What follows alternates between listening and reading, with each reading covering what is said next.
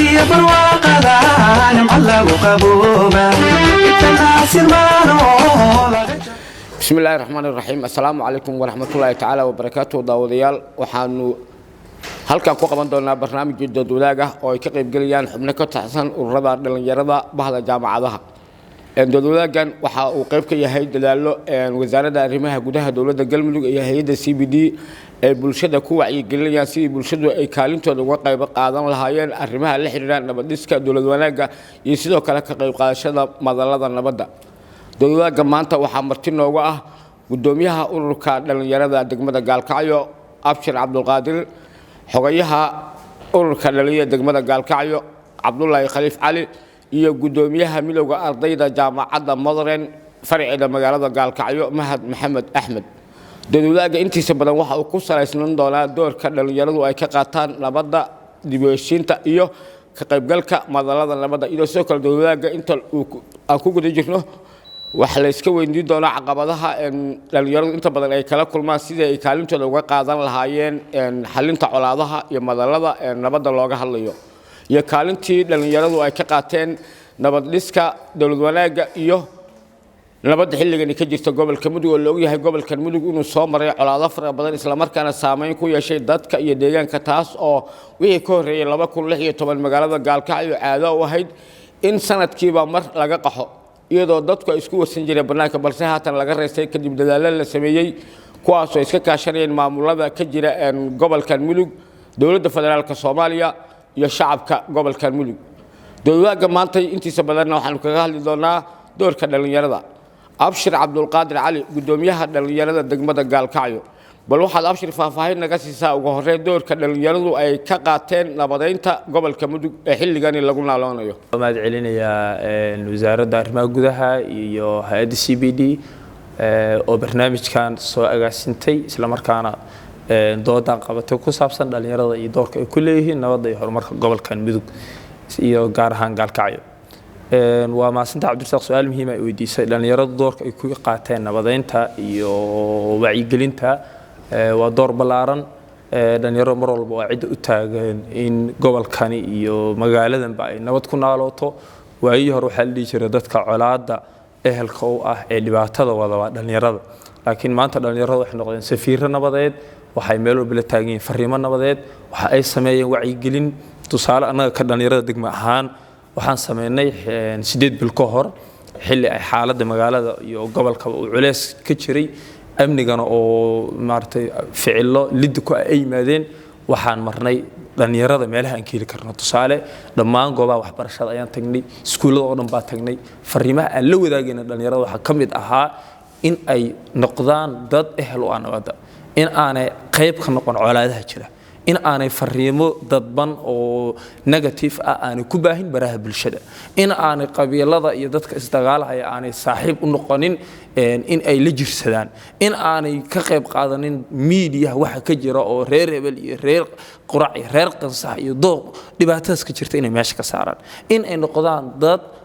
ehel u ah nabadda in ay dhalinyaradu waxbarashadii ay barteen saameyn yeelato oo la arko dhalinyarada inay colaad u joog ahayn nabad u joog inay yihiin fariimahaas aan la wadaagnay 12 iskuul oo dugsi sare oo magaalada Gaalkacyo ku taala ayaan la tagnay fasalada la galnay taabuurada oo ka qayb galnay fariimahaas nabadeed aan la wadaagnin waxa kale oo sameynay wacyigelin iyo dhiirigelin aan ciidamada ugu tagnay isdhexgalka gobolkan ka jira ayaan u tagnay waan dhiirigelinay laftirkooda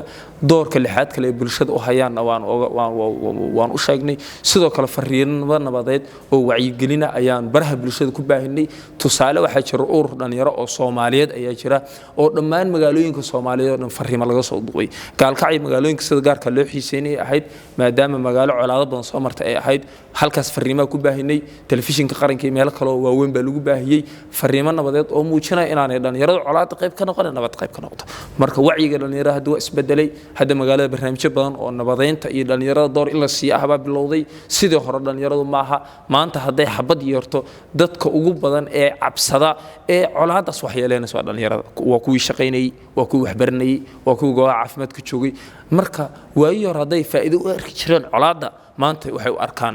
nabadda in la helo faa'iido halkaas marka wacyigelinta bulshada maraysa doorka dhalinyaraduna ee nabadan waa muuqda maasinta وجه أدو مسيا أبشر قدوميها دلنيرة دقمة قالكعيو sidoo kale waxaa jira in waxbarashadu ay door ka qaadato arrimaha nabadda iyo fahamka bulshadu ay ka qabto faa'iidada ay leedahay nabadda iyo amniga mahad maxamed axmed oo ah gudoomiyaha ardayda jaamacadda madaran farciga magaalada gaalkacyo mahad bal waxaad sharaxaad kooban naga siisaa kaalinta doorinta leeg ayay goobaha waxbarashadu ku leeyihiin kobcinta dhaqanka nabadda iyo dhalinyarada intaan su'aashayda galin waxaan rabaa inaan wax yar oo kaba ku daro su'aashii gudoomiyaha la weydiiyay ee ahayd door nooca ay dhalinyaradu ka qaateen nabadda gaalkacyo haddaan hal wax yar dib u xasuusano taariikhda 2015-16 gaalkacyo nabadeedu markay soo bilaabanaysay aniga saaxiibkay abshir waxaan ka mid ahay rag hamiino ugu hoyday xabsiga waliba gaalkacyo nabadeynta anaga waliba dhalinyaro iskuul dhigata oo arday iskuul waxaad ogtahay dhalinyaradu wixii koobaad ama ID-gii koobaad ama kaarkii koobaad oo xoqmay ee nabadeed inay dhalinyaro ahaayeen iskuulada primary secondary inta ay ku jiraan gaalkacyo inta dhankan laga wada la geeyay dhanka afka xagga ee gaalkacyo la geeyay xagga inta laga soo waday ilaa iyo meesha magaalada xagga ugu xigta la geeyay taa waxay muujinaysaa dhalinyaradu doorka ay ku lahaayeen nabad sidoo kale ururadii bulshada ka shaqeynayay dhalinyarada ay ahaayeen nabadda isdhexgalka oo kale ururadii markaa taagna dhammaantood dhalinyaro hogaaminaysay marka fariinta aan rabana ku kabo waxa weeye dhalinyaradu waxaa la dhihi karaa 89% wax ka badan nabadda doorka ugu muhiimsan ayaga lahaa marka taas intaas rabana ku kabo su'aashii ay weydiisay ee goobaha waxbarashada isla taas ay muujinaysaa doorka ay ku leeyihiin in sawirka kaliya nabadeeda muuqda inuu yahay goobaha waxbarashada haddii aan goob waxbarasho jirin macnaheedu waxay ka dhigan tahay inaan meeshaas astaan nabadeedna ka jirin deganaanshiya xasiloonina aysan ka jirin goobaha waxbarashadu dugsiyada hoose dhexe ka soo bilow ilaa tacliinta sare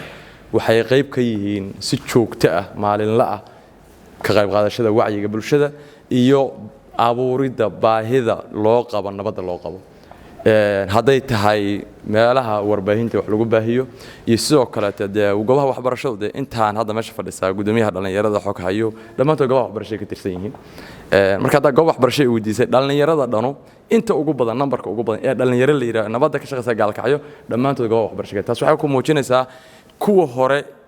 dhalinyarada hore hadda shaqeynayay inay goobaha waxbarasho ay saameyn ku leeyihiin macallimiin yihiin professor jaamacadeed yihiin goobaha waxbarashada ay asal u tahay kuwan hadda joogo shaqeynayana inay still ay kuwa qalin noolka yihiin marka goobaha waxbarashadu waa indicatorska ugu muhiimsan ama ugu ballaaran ee lagu miisaamayo bahalka liya nabadda waxayna ku leeyihiin door muhiim ah oo runtii aad iyo aad aan kala har lahayn bay ugu jiraan nabadda waa mahadsantahay sidoo kale barnaamijka dawladda waxaa marti inoogu ah xogayaha ururka dhalinyarada degmada gaalkacyo Cabdullaahi Khaliif Cabdullaahi sidaan ognahay ayaantan social media ama baraha bulshadu waxa ay ka mid yihiin waxyaabaha ugu badan ee huriya colaadda iyo dhibaatada ka jirta dalkan Soomaaliya maadaama aysan lahayn xakameyn qof kasta in waxa uu doonayo sheegayo si loola jaanqaado tiknoolajiyada casriga ah sidee waa tiknoolajiyada iyo baraha bulshada loogu faa'iideysan karaa in kor lagu qaado hindiyaasha nabadeed ee dhalinyarada ay hogaamiso sidee tiknoolajiyada oo qayb qaadan kartaa horta Soomaaliya marka la joogo gaar ahaan gobolladeena xakameyn ma jirto tiknoolajiyada laakiin ka dhalinyar ahaan iyo inta jecel nabadda waxay u qayb qaadan karaan in laga awood badiyo dadka u diyaarku ah in xumaantaas iyo waxaas faafiyaan in mar walba wacyigelin la gudbiyo haddii tahay dhammaan bulshada dhinacyada kala duwan dhalinyaro haween saraakiil wax iyadoo la kala reebin in fariin ka awood badan fariimaha ay dirayaan in laga hortago qofkii even lagu qabto ama social media wax ku gudbinayo fariin adagana laamaha ammaanka ka codsanaa inay ka jawaabaan oo qofkaas ka qabtaan dadka bulshada oo xumaanta ku sheelaya maasanta aad u maasayhay xogayaha dhalinyarada degmada gaalkacyo Cabdullaahi Khaliif Cabdullaahi gudoomiyaha ururka dhalinyarada degmada gaalkacyo Abshir Cabdulqaadir Cali sidaan ognahay waxa jira madal nabdeed oo ka jira gobolka Mudug haddaba sidee loo abuuri karaa madal cusub ama sidee loo xoojin karaa madalada ka jira gobolkan si sare loogu qaado codka dhalinyarada ee guddi socodka nabadda gobolka Mudug waa su'aal muhiim ah Cabdirasaaq aad iyo aad baa mahadsan tahay su'aashka horta waxa dhalinyarada madal u baahan tahay ay ku kulmaan si arrimaha nabadeynta ay door uga qaataan haa waa u baahantaa dhalinyaradu waxay u baahan yihiin xarumo suurtagelinaya inay dhalinyarada isku yimaadaan tusaale anugu haddaan maanta anoo guddoomiye dhalinyarada ah aan rabo inaan dhalinyaro isku keeno oo dood wadaag nabad barnaamijkan oo kale u qabto ama arrin taagan oo dhibaatooyinka dhalinyarada haysata aan uga hadlayno tusaale war tahriibka ma ka hortagi karnaa ma yareyn karnaa shaqo la'aanta maxaa sabab u ah wacyiga dhalinyarada sida kor ugu qaadi karnaa xirfad dhalinyarada ma u samayn karnaa barnaamijyo noocaas oo kale hadda u baahanahay waana hoteelkan 5 star ama hoteelo la mid ah aan kireeyo oo aan hoolashooda ku qabto laakiin haddii la heli lahaa madal dhalinyaro xarumo dhalinyarada loo dhisay institutions suurtagelinaya in barnaamijyaas la qaban karo qarash noogama baxeen culays baan lamaana kulaneen hoolkii baa haysan lahayn kuraastii baa haysan lahayn suurtagalnimada in dhalinyarada la isku keeno loona faa'iideeyo aad u fududaan lahayd marka madalla ma loo baahan yahay dhalinyarada ku kala tahay waa loo baahan yahay dhalinyarada waxay u baahan yihiin xarumo in loo dhiso waxay u baahan yihiin xarumo sports in loo dhiso waxay u baahan yihiin hoolal in loo dhiso waxay u baahan yihiin maktabado ay ku kulmaan wax ku akhristaan in loo helo waxay u baahan yihiin madalla ay ku kulmaan oo ay dood wadaag ku yeeshaan in waxay u baahan yihiin xarumo ama institutions saaciidaya in dhalinyaradu xirfad yeeshaan ayaa loo baahan yahay waxa kale loo baahan yahay madallo cusub oo la abaabulo oo dhalinyarada iyo doorka ay nabadda ku leedahay in la active gareeyo ayadan waa loo baahan yahay waxa kale loo baahan yahay barnaamijyo online ah oo qaab digital loo sameynayo oo dhalinyarada barnaamijyo lagu soo koobayo tusaale Zoom meetings in loo sameeyo dhalinyarada iyadoo looga doodayo war gobolkan xaaladda uu taagan yahay hadda marayo oo ah horumarka nabadeed hadda bilowday sidee u joogteyn karnaa sidee uga hortagi karnaa gobolkan inuu isku bedelo goboln codaadeed sidee uga faa'iideysan karnaa dhalinyarada daaqadda leh xirfadda leh awoodda leh waxgarashada leh fahamsan gobolkan caqabadaha ka jira sidee uga faa'iideysan karnaa dadka waayeelka ee waxgaradka ah ee xogta badan haya laftirkooda sidee uga faa'iideysan karnaa dhalinyaro uga faa'iideyn karnaa marka madalaha noocaas oo kale waa loo baahan yahay waxay u baahan tahay gurmad dawladeed waxay u baahan tahay in dawladdu isxil qaanto oo ay tiraahdo war dhalinyarada baahiyaha ay qabaan sidee ku dabooli karnaa haddii dhalinyarada baahiyaha ay qabaan la dabooli waayo waxaa imaanaysa tahriibkan haddii yimid oo culayska badan ka taagan yahay oo dhalinyarada iska hajirayso ayaa imaanaysa waxaa imaanaysa dhalinyarada inay hadday shaqo waayaan ay shaqo u raadsadaan kooxaha amniga lidiga ku ah iyo khawaarijta iyo inay shaqo u raadsadaan oo $50 qof u dilaan baa imaanaysa waxaa imaanaysa dhalinyaradu inay halkii amniga ilaalin lahayn ee amniga lid ku noqdaan waxaa imaanaysa xatooyo iyo xoolo dadweyne iyo dadkii dhalinyarada taleefanadii iyo gabdhihii in wax la yeelay waxaas dhan imaanaya haddii laakiin dhalinyaradu madalla ay ku doodeen helilaa dhalinyaro shaqaysa helilaa qofka shaqeeya amnigaas ka jecel qofkan amniga jecelen waa kaan faa'iido ku qabin amniga ما فهمت مركز ساعة حصل نوع لو بهاي هاي جرم الدولتين وبهان تاي إن وقت الجليو براه برشان إن سبستيف اللي جو فايديستو إذا لو بهاي هاي وهالك فريمة على ذي اللي جو بهين لا فريمة نبضات فريمة دل شعيل فريمة ضد شعيل فريمة أمن جل بسيطيف كوا إلا أبابل إذا لو بهاي عدة وجوانا سنة قبل كرتنا ودولة هذا ما سنتها أدو مسيحي قدوميها أوركان اللي دقمل قال كاي عفر عبد القادر barnaamijkeeni ayaan wali ku guda jirnaa dadwadaagaha barnaamijkan dadwadaaga intiisa badan waxa uu salka ku hayn doonaa doorka dhalinyaradu ay ka qaataan nabadda iyo sidoo kale colaadaha ka jira gobolkan iyo sida dhalinyarada looga wacyigelin karo ka mid noqoshada kooxaha arxaka daran ama kooxaha dhibaatooyinka ku haya dalka xogayaha dhalinyarada degmada Gaalkacyo Cabdullaahi Khaliif Cali sidee dhalinyarada looga wacyigelin karaa ka mid noqoshada arrimaha ku biiritaanka kooxaha xaqjirka ama kooxaha ka soo horjeeda dawladnimo ama dhibaatada ku haya siyaabo badan baa laga hortagi karaa in lagu biiro arrimaha xaqjirnimada waana qaab in dadka horta bulshada dhexdeeda ay isku kaalmeeyaan ama laga hortago wacyigelin guud laga sameeyo sababtoo ah qof inuu sanadkan uu ku biiro xaqjir dhibaato badan bay leedahay sababtoo ah waxa ku dhimanaysid ma taqaanid sidoo kale waxa u baahan yahay dhalinyarada wacyigelin oo aad u weyn sababtoo ah meesha loo socdo iyo meesha laga tagayo waxay taashaa shaqo waxaa taashaa nolol waxaa taashaa farxad laakiin in la galo doorka dhibaato badan bay leedahay aan fici meesana dhalinyarada anagana waxaan leenahay cod dheer ku leenahay in aan fici meesha jooga imaansada meesha deegaanka ah oo nabadda ah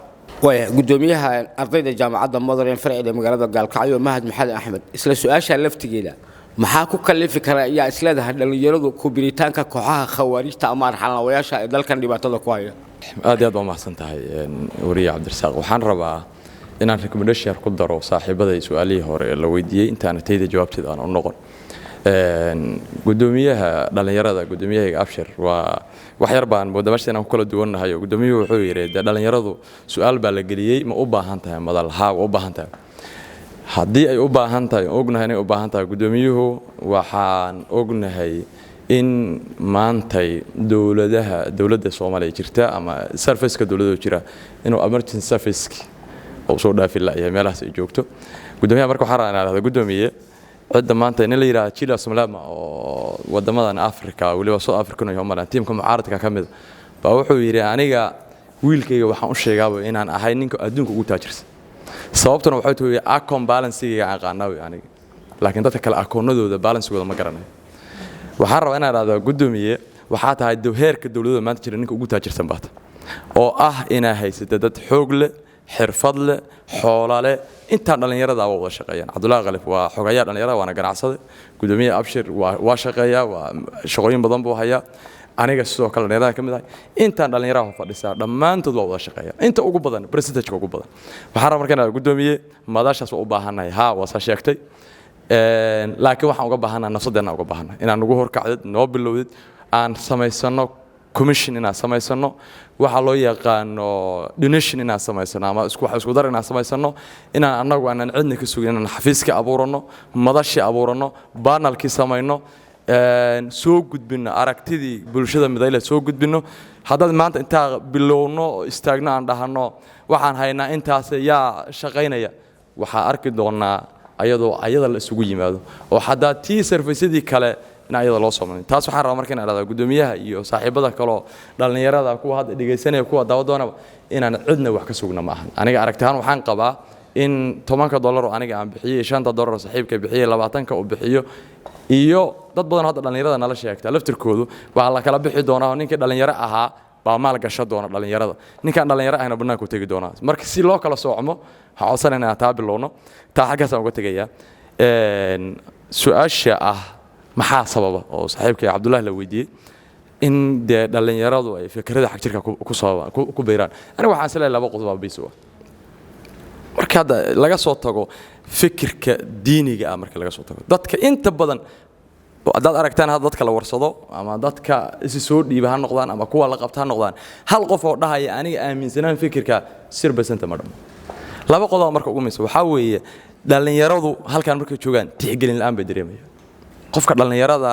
xogaa madax soo qaaday laakiin systemka dawliga ahaa talooyinka socda waxyaabaha deegaanka socda tixgelin la'aan buu u arkay inuu san baahi loo qoyn buu dareemaya dhinaca kale waxa bilaabata meel baahi looga qabo qofka bini aadanka marka nafsiyan wuxuu u samaysan yahay haddii aan markaa soo galo intaan intii istaagan islaamaan birri waxa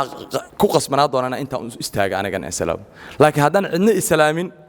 anna waxaan ku qasbanaa doonana qofna islaamin taas micnaheedu marka meesha u socda waxa weeye dhalinyarada qodobka ugu muhiimsan oo sabab inay meeladan xagga waxa looga muujiyaa baahi tixgelin waa aragteen si volunteer ku shaqeeyaan qof wuxuu ku leeyahay qof u dira $50 $30 waa volunteer de qofkaas lacag kuma shaqeeyo inay volunteer ku shaqeeyaan oo waliba arrin xaq jira ka shaqeeyaan waxa sababaysa inuu qofkaanu tixgelin bini aadamku nafsiyan wuxuu uga muhiimsan yahay in la tixgeliyo ma jirto sidaa darteed waxaan leenahay qodobka kood waxa weeye dhalinyarada tixgelin la'aan baa haysa in la tixgeliyo la tala siiyo la soo fariisiyo la hanshiyo ay dareemaan qodobka labaad jira waxa weeye duruufaha dhaqaale ee deegaanka ka jira iyo xirfad la'aanta deegaankii dadkii waxa laga yaabaa dhammaanteen abayaashan xolano gama dhiman ama xolano wada hayaan xirfadna maana baran qofka wuxuu ku qasbanaa doonaa inuu masaajid inta istaaga yiraahdo maanta wax la soo ka dardaro waxa kala qurxunaanaysa ilaahay baa ceebta asturay hadhowan ka soo noqon doona bal sodonkaaga ka qaado meelahagana iska jood automatically qofku waa galbaash marka waa xirfad la'aanta iyo shaqo la'aanta is saaran qofkii inuu xirfad oo baahida uga baxan oo jirin dhaqaale irida ka gal iyo shaqo abuur irida ka galna oo jirinin iyo tixgelin la'aantaas marka waxaan isleeyahay labada qodob ugu muhiimsan ugu baysan si fududna looga hortagi karo hadii la bilaabo in la furade wuxuu yiri abwaan hadal wanaajiyo wuxuu yiri xinasaarka kolay ka tahay inaad wax uun ku xeel dheeraata ma ahan xaaraan weey macnaha in wax uun loo abuuro bulshada dhalinyaradii goobo wax uun la sameeyo meela xirfad uun ay ka barakaraan la abuuro waxaan isleeyahay waxay ka hortagi doontaa iyo hadda xilligan aan joogno in la bilaabo in institutionada ama bulshada indhaha in dhalinyarada tixgelin siiyaan hal midna ogow in go'aan la qaato iyo in talo qofka la siiyo waa kala labo dhalinyarada in go'aan lagu qaato waajib ma annaga ma rabno in waxaan soo jeedin hal la qaatina dhahna mar laakiin waxaan rabnaa in wax nagala weydiiyo oo waxa laga yaabaa wixii loo baahan yahay intaan ku jiraan in inta wax nagala weydiiyo waxaan u aragna waxaas in la ogaado hadday tahay tii loo baahnaa la qaato hadday saahayna laga tago laakiin go'aanku dawladda iyo systemka iyo cidda joogta ayaga iskale laakiin aragtida in dhalinyarada la weydiiyo aad iyo aad waa mahadsan aad buu mahadsan yahay gudoomiyaha ardayda jaamacadda Modern Farida magaalada Gaalkacyo Maxamed Axmed isla su'aasha lafteeda ayaa waxaan wax ka weydiinayaa gudoomiyaha ururka dhalinyarada degmada Gaalkacyo gudoomiyaha ardayda waxa uu sheegay in dhaqaale la'aan iyo wacyigelin ay tahay ma la oran karaa marka dhaqaalaha laga soo tago dhanka wacyigelinta waxa ka gaabiyay dhalinyarada in laga wacyigeliyo khataraha kooxdaasi iyo marin habaabinta culimada Soomaaliyeed iyo sidoo kale inta wax baratay waa mahadsantahay Cabdirasaaq oo su'aal fiican aan weydiisay horta dhalinyarada si guud waa in la fahmo qofka dhalinyarada hadaanan wadada saxda lagu jihaynin waxa ka faa'iideysanaysa qolo ku jihaysa wadada qaldan laakiin haddii wadada saxda lagu jiheeyo goobo waxbarasho wax ku bartaan hadday helaan dad ka fakaraya caafimaadkoodii hadday helaan shaqo abuur hadday helaan inay role ama go'aan ku yeeshtaan hawlaha bulshada loo qabanayo inta saddeed dhalinyaro helaan dhalinyaro tixgelin helaysa way joogaysaa laakiin haddii dhalinyaro intaas waayaan oo qofka dhalinyaro shaqo la'aan ka cabanayo oo ka qayb qaadasho dawladeed aanu lahayn oo activity-yada maaragtay iyo hawlaha jira uu role ku lahayn oo aanu xisaabsanayn ima inuu dalka ka tago oo iska hajiro iska tahriibo meelaha kala aado iyo inuu qoryaha amniga lidiga ku biiro buu dhaxaynaa qofka dhalinyarada iyo inuu balwad iyo waxyaabo iska yeeshto meel dhex ku habaabo ayuu dhaxaynaa marka waxyaabaha hadda sida gaarka u sababa waa la sheegay in dhalinyaradu amniga lidiga ku ahaadaan oo kooxaha amniga lidiga ay ku biiraan waxa ugu weyn horta sida caadiga waa shaqo la'aanta cilmi baaris heritage ay sameysay macadka daraasaadka amniga iyo siyaasadda macadka daraasaadka Soomaaliya cilmi baaris ay dhammaan dawlad goboleedyada ka sameysay waxa ku ogaatay dhalinyarada aan shaqaynin shaqo la'aanta ah in ay 70% ku dhow yihiin 69.4 meelaas inay ku sheegtaan qiyaas waa 70% marka wadankan waxa ognahay dadka ku nool dhalinyaradu waa meeqa waa 75% waa dhowr iyo 10 milyan hadii 20 milyan ka soo qaadina anagu nahay dhowr iyo 10 milyan oo kamid ah waa dhalinyaro haddana dhalinyaradaas ayaa 70% aan shaqaynin oo 30% ma shaqaysan qofka aan shaqayn ee dhalinyaraha xog ku jiro ee laga yaabo haddana inuu xirfad bartay ee laga yaabo inuu 4 sanadood jaamacad dhiganayay 12 sano iskuul dhiganayay 16 sanadood wax baranayay markii uu soo baxay dil yiraahdo wax shaqo kuma hayno ma waxa ka filanaysa barwaaqo lagu noolaado ma ya ka filamaysid haddii shaqooyinka yaryarka la heli karay la yiraahdo iyo qabyaalad iyo noo kala go ay ku timaado cadaalad darro arkaya hadduu cadaalad darro arko qofka dhalinyarada meel alle meesha cadaalad ka jirto wadamada shadu aadi karana waa aadaya haddii kale uu isku dayayo nidaamka jira inuu lid ku ahaado oo yiraahdo nidaam cadaalad oo loo sameeyo ma aha waana run nidaamkana nidaam cadaalad oo loo sameeyo ma aha nidaam 4.5 ku dhisan oo qabyaalad ku dhisan oo labadii fursadood la helo in adeerkiis qof walba uu siiyo weeyay sida saxda ah ma qarinayno boosas tiro badan oo ay ahayd in loo tartamin fursado tiro badan oo shaqaalaysiin oo dhalinyaro inay wada helaan ahayd baan wada helin kuwii dadaalahayay ee baajka qaatay ee masterta qaatay ayaa waxa laga doorbidayaa midaan shaqayn karin oo tacbaan ah oo waxba aan baran oo mudnayn baa lagu riixayaa waxay sababtay qofkii wax bartay ee la jecladu haysanay la jecladu ka baxdo waxay sababtay inuu qofkaasi cadaalad darro u arko nidaamka dawliga ay jira waxay sababtay qofkaas inuu yiraahdo dalkan ama waa ka tagaya ama waxa wax ka bedelaya cid joogta horta waxyaabaha sabab waxyaaba amni lidku ah annaga ka dhalinyarahan wacyigelin ma sameeyna doorkan wacyigelin waa jira waani hadda ku sheegayay sanadka hadda ilaaday December-tiisii goobaha waxbarashada oo dhan baa tagnay dhammaan iskuulada tagnay fariimaha aan la wadaagaynay kamid ahayd in aanay dalkan ka tagin la jecladoon aanay ka dhamaanin in aanay quusanin oo la heli doono xilli dhalinyaradu fursad ay yeelato in la heli doono xilli dhalinyarada ay u sinaadaan shaqooyinka in la heli doono xilli tixgelin ay helaan dhalinyarada wax baratay rajadaas aan u abuurin qofku rajo ku nool yahay haddii rajada qofka ka dhimato ma xishoodo hadduu qofku shaqo waayo ma xishoodo hadduu qofku gaajoodo ma xishoodo qofka is ilaalinaya amniga jecel nabadda jecel ixtiraamka badan muujiya waa qofka dhalinyarada ah ee calooshiisa wax ku jiraan waa qofka dhalinyarada ah ee meel uu masruuf ka heli kara laakiin qofka hadduu gaajoodo waa gumoobaya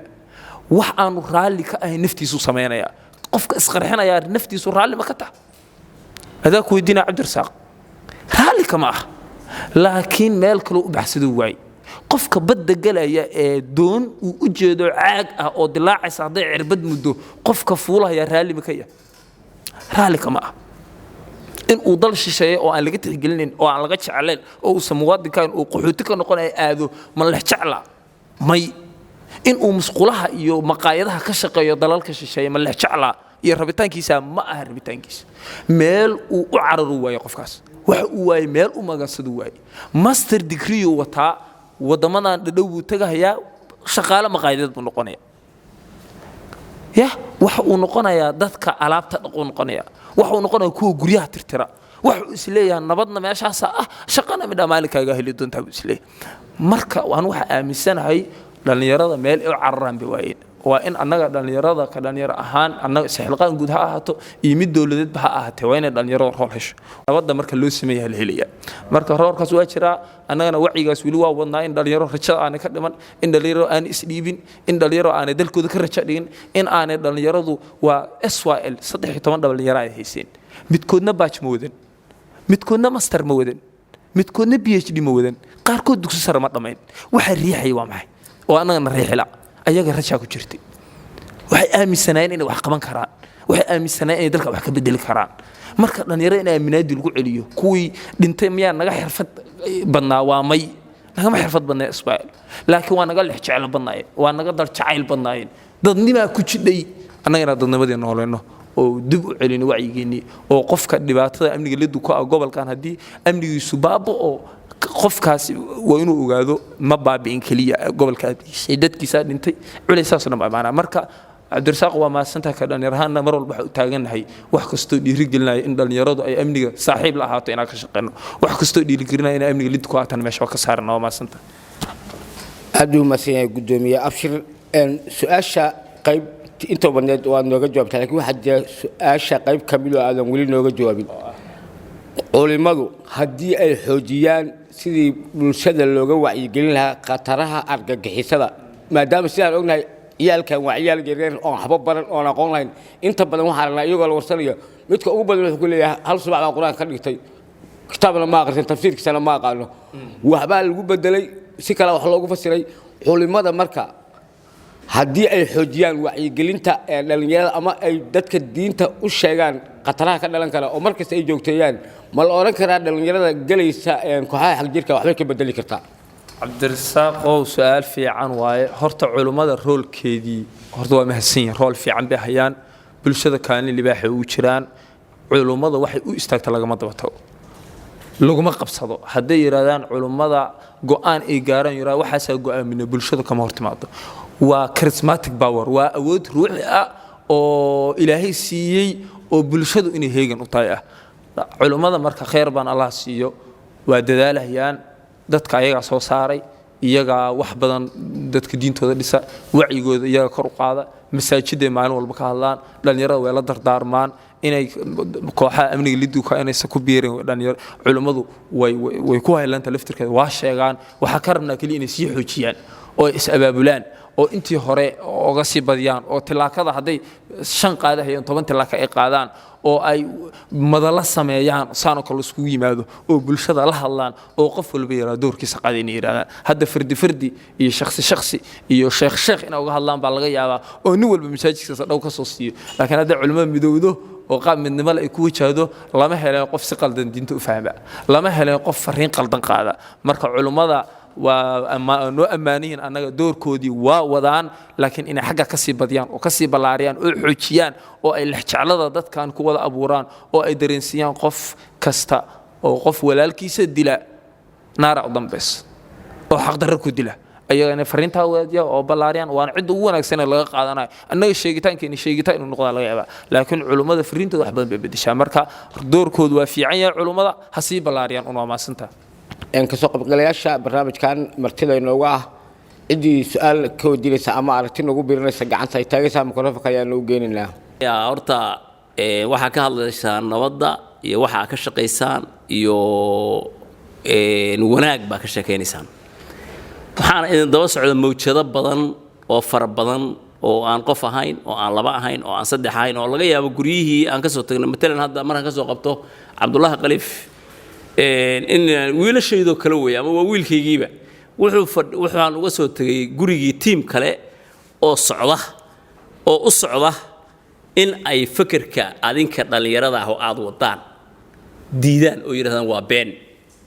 waxa ku bedeli lahaydeen baa la idinka rabaayo dagaalku xaggana waa ka socdaa adinkuna waa wadaan dagaalka marka ka socdo waxa kamid ah markii adigu hadda aad tiri dhalinyarada waxaan u rabaa inay nabadda qaataan oo guri baan u sameeynaya oo gogol baan u dhigaya nin yiri war guriga iyo gogosha u dhigaya waxba kama jiraan waa banaare mid shanahan idin wada سؤالش ولا نكرر ما نكتب وقتان. قدوم كحين كحفظ أرسل وماسين سؤال فعل ونويدي وصح ودتك على قدر الشقين يا دتك هذا أمني اللي دكوا أنا ودتك عشقتي أو حافظها يو كم فوق لكن سجود وحرقنا بوجاديو أرتا إلهي بمهات سكال قبل كان دتك شوجا أنتوا وجوبا هذا ودت أنا لامها أمني قلدو أما كوحة أرجع صدا سداركتي أما سدد بمنا أوجرين وصحوا ضد بدن بقبل كان للدجا والسكسو الدجا دكسيمدو لما دوان قليو قف حافظ كريستنا يعمل جوني هاد وحافظ كريستا من جرت الشخصيات بكريستا ضد للدجا أمني واجران أو دوتسين منه وأمني درهذا كشقية أو حافظها كتشرو عد بارتا أنا يجرين لكن أنا حداد سؤال أريد حافظيه نلفتر كذا مكلها بتاعنا وعي مكتشرة بس أبشر كل يسا حافظي سنة وعي كمتشرة مقالة أنا رحية وريال تهريبين وريال ما أمني يالو بيرن نجي إلهي ماديس حافظها إن يحافظها الله متكابا دتك حبر تبع النهاي أنت تقول وحبر شيء نو ذي شران قف ساخن دقة وهيرياي سيدا درد أنو حق من السنة هي قف وحبرتي أمني درك مشقية قف وحبرتي كوحاس ما بيرو سيدا عادية مركا وعيga bulshadeena si guud waa dhisan yahay ka daba shaqayntuna waa jirtaa iyo tashkiilinta laakiin anagana ka xoogowno oo anaguna markay mid u sheegaan laba aan u sheegno oo markay saddex ballanqaad u sheegaan lix ballanqaad u sheegno dadaalka awadna weeyaan waa in aan rajo dhigin oo amniga aan lid ku ahaano mid aan ka shaqeynayno aad buu masanyahay gudoomiyaha dhalinyarada degmada Gaalkacyo guud ahaan barnaamijkeeni dadwadaag ah ee la xiriiray doorka dhalinyaradu ay ka qaateen nabad dhiska iyo dawlad wanaaga oo ay marti nooga ahaayeen gudoomiyaha ururka dhalinyarada degmada Gaalkacyo Abshir Abdulqaadir Cali xogayaha ururka dhalinyarada degmada Gaalkacyo Cabdullaahi Khaliif Cabdullaahi iyo sidoo kale gudoomiyaha ardayda jaamacadda Madarin Farciga magaalada Gaalkacyo Mahad Maxamed Axmed guud ahaan inta ayaan ku soo afmeeriya barnaamijka waxa taabagelintiisa gacan ka geystay wasaaradda arrimaha gudaha dawlad goboleedka Galmudug oo kaashanaysa hay'adda CBD waxa barnaamijkan uu qayb ka yahay dadwadaga barnaamijyo muddooyinkii u dambeysay hay'adda CBD ay ku qabanaysay magaalada Gaalkacyo isla markaana bulshada loogu wacyigelin ka qayb qaadashada arrimaha nabadda diiwaashinta iyo qaybgalka madalada nabadeed wassalaamu calaykum waraxmatullaahi tacaala wabarakaatuh